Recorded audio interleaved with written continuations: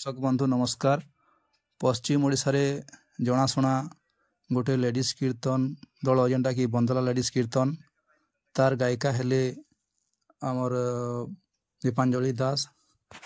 से गत 2 तारिख नु केनडा निखोज अछन बोलिकरी तांकर स्वामी दीनबंधु दास आमर प्राय यूट्यूबर मान को फोन करिछन एवं कहिछन जे से 2 तारिख राति ता माने निखोज अछन बोलिकरी आउ से केन तांको देखले जणाबे बोलिकरी तांकर नंबर भी शेयर करिछन। तांकर नंबर हैला 7750806470।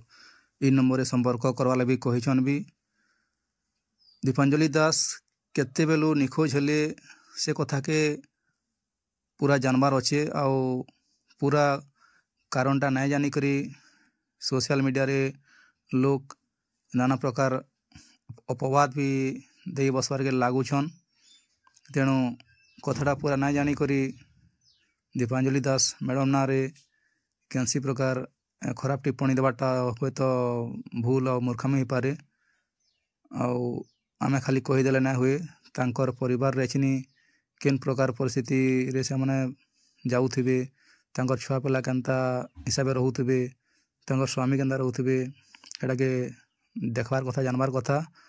तेणु प्रकृत घटना काଣା है सेटा जानबार के हमर चेष्टा करा कथा हमें एवं जेते ही पारबा आम यदि महिला संकीर्तन के हम यदि भल पाएसुँ तो तांकर से विपद टाइम के दुख टाइम रे तांको साहाय्य करबाटा हमर कर्तव्य है। तेणु जिन माने भी लेडीज कीर्तन के भल पाएसन, देखबार के भल पाएसन, कीर्तन के भल पाएसन, मिथ्या अपवाद नहीं करी करी ओरिजिनल कथाटा काण है सेटा जानबार चेष्टा करूँ एवं तांको पाइबार लगी से फेरी पारबे तार प्रति ध्यान देले भले ता बोली भावुचे। धन्यवाद।